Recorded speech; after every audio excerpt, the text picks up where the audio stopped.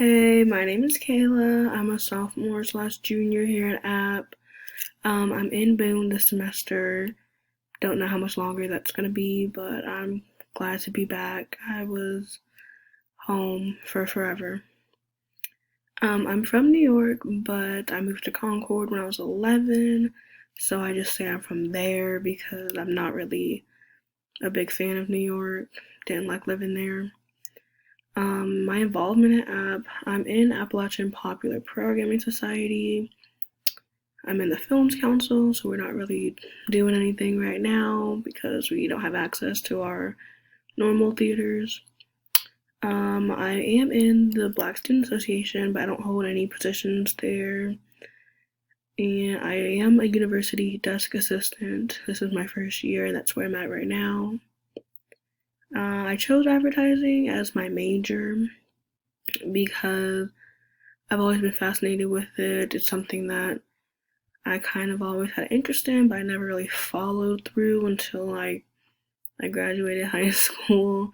I was a broadcasting major, but I felt that wasn't really where I wanted to go with my career, so I just said maybe we'll leave that back in high school and focus on advertising and digital marketing. I don't have that much technical experience with advertising. I do have a small business. I sell keychains, so that is a lot of self-advertising and managing my accounts. I used to make flyers for our film festivals in high school, so I know how to get someone to look at a flyer and, catch their eyes.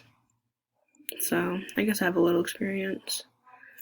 The most important part, I'm pretty much seeing everyone say this, and it's what I agree to, is making everything you create memorable. You want to make sure that people will remember your product and be like, wow, I remember seeing this colorful flyer for this event. I should go there.